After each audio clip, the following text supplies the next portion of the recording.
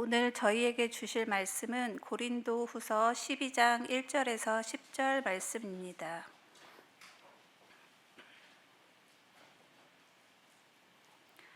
무익하나마 내가 부득불 자랑하노니 주의 환상과 계시를 말하리라.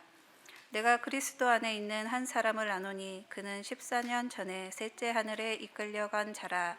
그가 몸 안에 있었는지 몸 밖에 있었는지 나는 모르거니와 하나님은 아시느니라.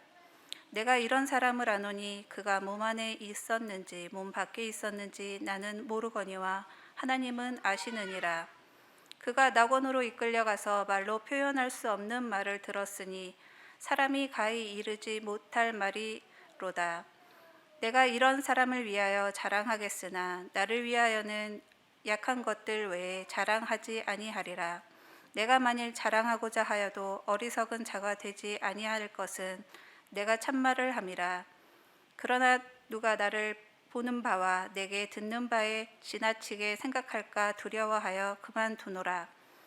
여러 계시를 받은 것이 지극히 크므로 너무 자만하지 않게 하시려고 내 육체에 가시 곧 사탄의 사자를 주셨으니 이는 나를 쳐서 너무 자만하지 않게 하려 하심이라. 이것이 내게서 떠나가게 하기 위하여 내가 3번 주께 간구하였더니 나에게 이르시기를 내 은혜가 내게 족하도다. 이는 내 능력이 약한 데서 온전하여 짐이라 하신지라. 그러므로 도리어 크게 기뻐함으로 나의 여러 약한 것들에 대하여 자랑하리니 이는 그리스도의 능력이 내게 머물게 하려 함이라.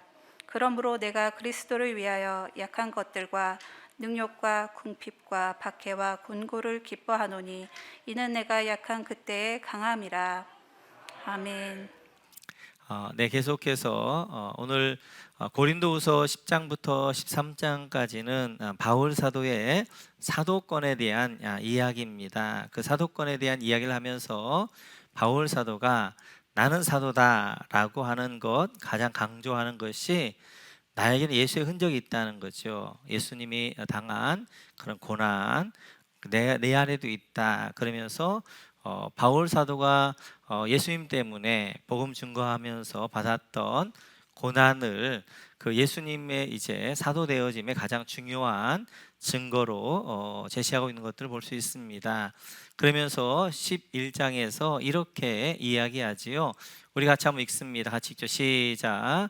그들이 그리스도의 일꾼이냐 정신없는 말을 하거니와 나는 더욱 그러하도다.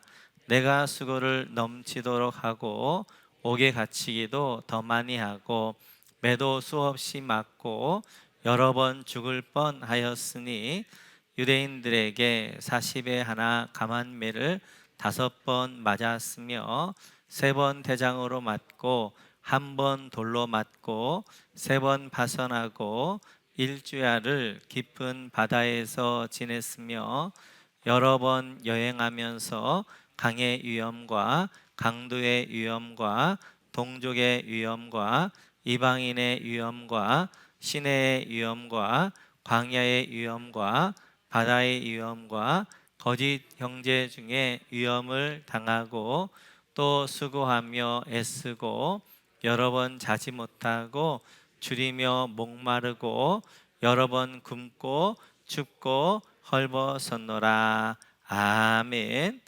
이 부분을 우리가 좀 자세히 살펴보았으니까요. 바울 사도가 내가 복음을 전하면서 이런 이제 고난을 당했고 내 안에 예수의 흔적이 있다라고 말씀하게 되어지는데요. 사도행전에 나와 있는 내용은 오늘 내용에 보게 되면 10분의 1 정도밖에 되어지지 않는 그러한 너무너무 엄청난 고난 가운데 1차, 2차, 3차, 10년에 걸쳐서 이렇게 고난을 당했던 것들을 볼 수 있습니다. 이런 고난을 바울 사도가 어떻게 이겨갈 수 있는가, 그 비결에 대해서 12장에서 설명하고 있는데요. 이런 고난 가운데도 바울 사도가 끝까지 믿음 잃지 않고 믿음으로 살아갔던 이유를 이렇게 이야기합니다. 우리 한번 2절 같이 한번 읽어볼까요? 같이 읽죠. 내가 그리스도 안에 있는 한 사람을 아노니 그는 14년 전에 셋째 하늘에 이끌려간 자라. 그가 몸 안에 있었는지 몸 밖에 있었는지 나는 모르거니와 하나님은 아시느니라. 아멘. 여기 한 사람은 바울 사도를 이야기하는데요, 바울 사도가 셋째 하늘에 이끌려갔다라고 말씀하게 되어지지요. 우리가 셋째 하늘이라고 이야기하고 있는 것은 유대인들이 가지고 있는 하늘에 대한 개념으로 이야기합니다. 그래서 첫째 하늘은 우리가 사는 세상을 이야기한다면, 셋째 하늘은 하나님이 계시는 이제 그곳, 천국을 이야기하게 되어지고요. 그리고 둘째 하늘은 우리가 사는 세상과 하나님이 이제 있는 그 세상과를 가로막고 있는 공중의 권세 잡은 자 사단이 지배하고 있는 그 세상을 이제 둘째 하늘, 이렇게 이야기합니다. 바울 사도가 이제 셋째 하늘에 올라갔다라고 이야기하는데, 그때를 가리켜 14년 전이다라고 하는 것들을 보면, 지금 3차 선교 여행 중에 약 한 AD 한 56년이나 55년경 정도, 55년에 57년 이 사이가 되어지는데요, 거의 14년을 하게 되어지면 AD 한 41년, 42년경 정도, 그러면 아직은 1차 선교여행을 떠나지 아니하고 아마 안디옥 교회 사역할 때 이러한 경험을 했던 것 같아요. 그래서 안디옥 사역하면서 하나님의 환상과 계시를 보게 되어졌고, 그가 셋째 하늘에 올라갔었다라고 그렇게 이제 이야기하는 것들을 볼 수 있습니다. 그러면서 셋째 하늘에 가서 4절에 보면 그가 봤던 걸 이렇게 이야기해요. 같이 한번 읽죠. 시작. 그가 낙원으로 이끌려가서 말로 표현할 수 없는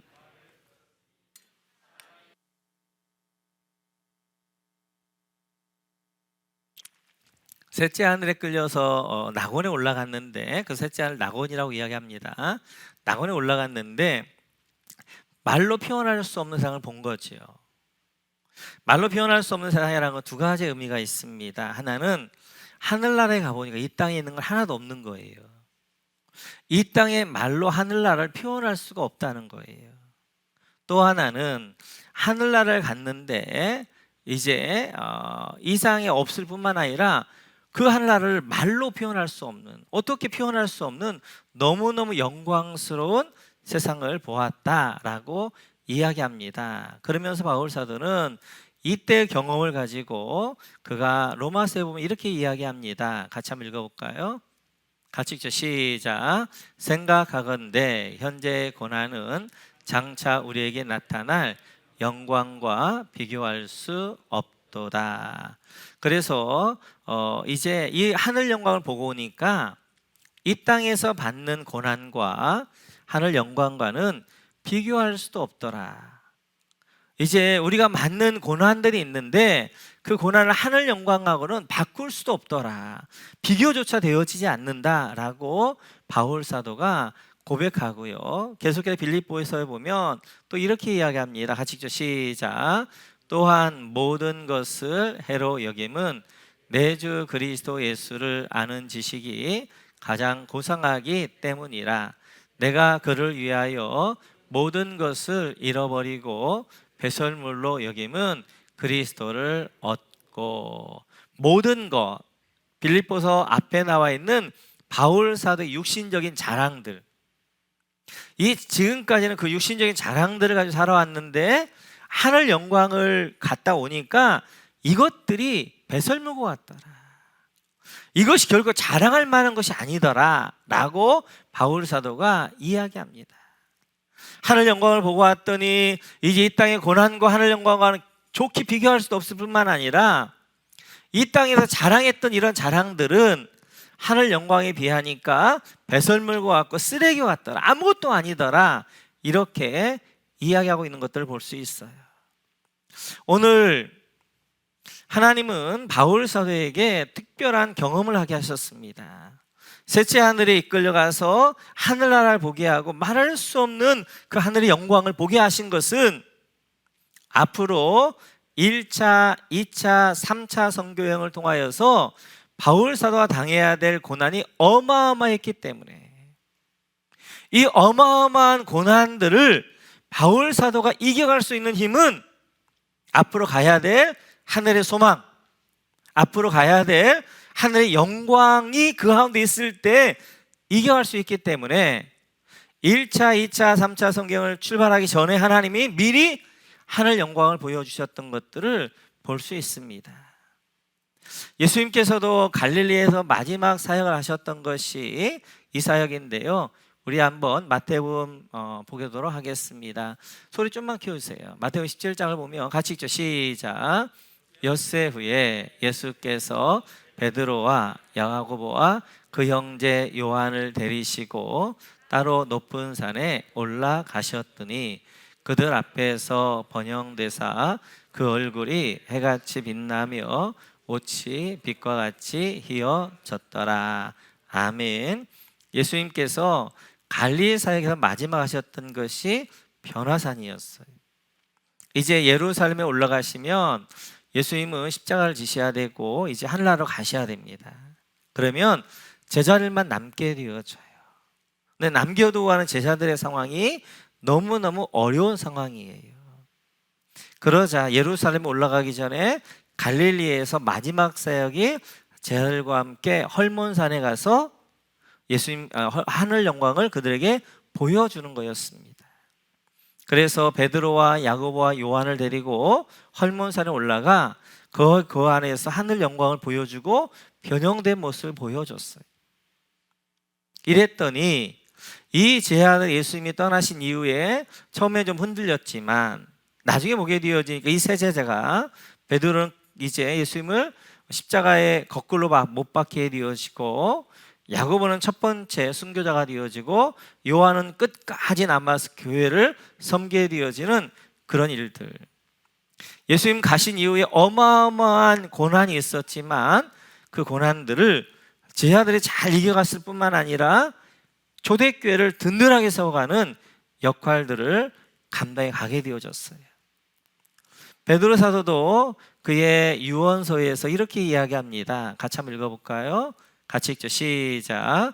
우리 주 예수 그리스도의 능력과 강림하심을 너희에게 알게 한 것이 교모히 만든 이야기를 따른 것이 아니요 우리는 그의 크신 위엄을 친히 본 자라. 17절. 네. 그러면서 이제 바울 사도가 베드로 사도가 경험했던 변화산의 이야기를 하고 있습니다. 지금 이 베드로서는 초대교회에 흩어져 있는 디아스포라들 유대인 그리스도인들에게 보낸 편지인데 그 유대인 그리스도인들이 당해야 될 핍박이 많습니다. 그러자 베드로 사도가 이제 유언서를 쓰면서 그들에게 마지막 부탁한 것이 하늘 영광이었어요. 이 하늘이라는 하늘 영광은 우리가 만들어낸 이야기가 아니다. 내가 직접 변화산에서 헐몬산에서 내가 경험한 것이고 그 하늘 영광을 붙잡아야 이 초대교회의 이 엄청난 핍박 가운데서 이겨나갈 수 있다. 그러면서 그들에게 베드로 후서에서 하늘 영광에 대한 이야기를 하고 있습니다. 뿐만 아니라 요한계시록에서도 이제 요한사도를 통하여서 하나님이 이렇게 말씀하시는데요. 같이 한번 읽도록 하겠습니다. 시작. 이힐 후에 내가 보니 하늘에 열린 문이 있는데 내가 들은 바 처음에 내게 말하던 나팔 소리 같은 그 음성이 이르되 이리로 올라오라. 이후에 마땅히 일어날 일들을 내가 네게 보이리라 하시더라. 내가 곧 성령에 감동되었더니 보라 하늘에 보좌를 베풀었고 그 보좌 위에 앉으신 이가 있는데 앉으신 이의 모양이 벽옥과 홍보석 같고 또 무지개가 있어 보좌에 둘렀는데 그 모양이 녹보석 같더라. 아멘. 초대교회 성도들, 앞으로 200년 동안 초대교회 로마로 인한 엄청난 핍박이 있는 성도들에게 하나님이 위로의 말씀을 주신 것이 요한계시록인데요. 그래서 1장에는 서론, 2장, 3장에는 7교회의 초대교회의 형편, 영적 상황, 그리고 4장에 바로 이어서 가장 먼저 말씀하고 있는 것이 이들에게 하늘 영광을 보여주신 거예요. 하늘 문을 여셔서 이제 요한으로 하여금 하늘을 보게 하고 그들이 가야 될 소망의 하늘 영광이 어떤 영광인가? 하나님의 보좌가 어떤 보좌 가운데 계시고 그 보좌에 어떤 영광으로 가득하게 되어지는가? 24장로와 그 수많은 천군 천사들이 하나님을 찬양하는 그런 하늘의 모습들을 보여주고 있게 되어져요. 초대교회 성도들이 사자굴에 잡혀가면서도 또한 예수가 주가 아니라 시저가 주라고 한 번만 고백하면 살려주겠다고 함에도 불구하고 화형 위에 올라가면서도 그들은 끝까지 시저가 주가 아니라 예수님이 나의 주님입니다 라고 고백할 수 있었던 것은 이 하늘 영광이었어요. 그들은 하늘 영광을 소망했고 그 하늘 영광 가운데 살았기 때문에 잠시 이 땅의 생명을 연장하는 것, 그것 거부하고 사자굴에서 그리고 화형대에서 그리고 처참하게 그들이 이제 어느 경우는 이 껍질을 벗기면서 손가락 하나하나를 끊음에도 불구하고 끝까지 이들이 예수가 나의 주님이라 고백할 수 있었던 것은 하늘 영광이었어요. 오늘도 마찬가지입니다. 이 시대 가운데 사단은 우리를 두 가지로 넘어뜨리게 되어져요. 하늘은 세상의 것들로 유혹하지요. 세상의 영광, 세상의 것들로 유혹하는데, 그래서 이런 이 사단의 유혹 가운데 이겨갈 수 있는 힘은 하늘 영광이에요. 하늘 영광 있는 분들은 이 세상 영광을 배설물처럼 바울처럼 여기게 되어져요. 하늘 영광하고 이 땅의 영광으로 비교할 수 없습니다. 하늘 영광, 이 땅에서는 비록 이제 힘들게 살아도 고난 가운데 있어도 하늘 영광을 소망하고 살게 되어질 때 사단이 이 땅의 영광으로, 이 땅의 것으로 우리 유혹할 때마다 그것을 배설물로 여길 줄 알게 되어져요. 또 사단은 우리의 믿음을 시험하기 위해서 때때로 어려움과 핍박들을 주게 되어집니다. 그 어려움과 핍박 가운데서도 하늘 영광을 소망하고 하늘 영광 가운데 사는 백성들은 오늘 바울사가 고백했던 것처럼 하늘 영광과 고난과는 좋게 비교할 수 없는, 지금 내가 비록 고난 가운데 살지만 내가 살아야 될 영원한 저 하늘나라의 하늘 영광을 버릴 수 없기에 고난과 영광을 버리지 않는, 고난을 마땅히 여길 줄 알고 그 고난의 삶들을 살아가는 것들을 보게 되어져요. 이 마지막 시대에 사단이 우는 사자처럼 삼킬자를 잡고 있는 이때 우리에게 필요한, 신앙인들에 필요한 것이 바로 하늘 영광입니다. 우리는 이 땅에서 이 땅의 영광은 우리에게 많이 가야 백날지 모르지만 하늘 영광은 우리에게 영원한 시간이 되어지는 거예요. 그 하늘 영광은 이 땅의 그 영광과는 썩어질 것과는 비교도 되어지지 않는 너무너무 아름다운 것들이에요. 늘 우리가 하늘 영광을 묵상하며 그 하늘 영광을 소망하며 우리가 이 땅에서 살아가야 돼요. 하늘 영광을 바라보게 되어지면 이 땅에 사단의 유혹을 많이 안 받습니다. 근데 잠깐 우리가 이 땅의 아래를 바라보게 되어지면 아래 것들로 사단이 어떻게 하는 우리를 유혹하게 되어지고 그 유혹에 우리가 넘어가는 것들을 볼 수 있어요. 우리가 하늘 영광을 바라보기 위해서는 중요한 것이 하늘 영광을 경험하셔야 됩니다.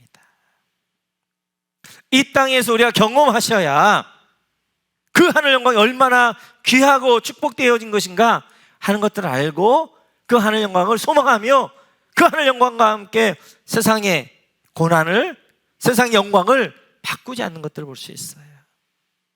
지난주에 대속죄일 때 제가 잠깐 나누었던 것처럼 우리가 이제 우리 성도님들이 한 단계 조금 한 발 더 나가서 이제 육적인 것들을 깨고 영적인 세계로 들어갔으면 좋겠어요.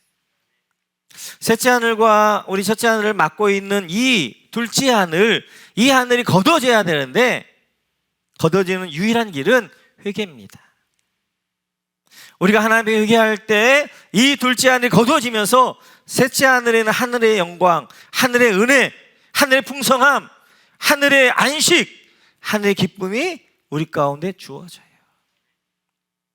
환경은 근심이고 환경 고난이지만 내 안에 주님이 주신 기쁨을 맛보게 되어지면 이게 예수 믿는 맛이구나, 이게 하늘이 주신 기쁨이구나, 그것들을 맛보게 되어지면 세상의 기쁨과 함께 맛보지 않게 되어져요. 사방이 우겨쌈을 당하지만 그 가운데 불안하지 않고 내 안에 하나님이 주시는 평안함, 하늘 샬롬, 하늘의 평안이 주어지게 되어지면 이게 하늘나라에 가면 애통하는 것이나 곡하는 것이 없이 하늘 안식 가운데 있는단 말이 이 말씀이구나. 그걸 경험하게 되어지면 그 하늘 안식을 바라보면서 붙잡으면서 세상의 평안함들을 붙잡지 않는 것들을 보게 되어져요. 오늘 우리 이제 현장 예배에 나오신 분들, 또 가정에서 인터넷 예배하는 모든 분들에게 먼저 하늘 이제 영광을 경험해 하시고 그 하늘 영광을 바라보면서 이 땅 가운데 이제 세상 것들로 사단에 유혹되어지는 그런 삶이 아니라 하늘의 충만한 영광과 기쁨과 살아가는 우리 모든 성도님들 되어지시기를 주님의 이름으로 축원합니다.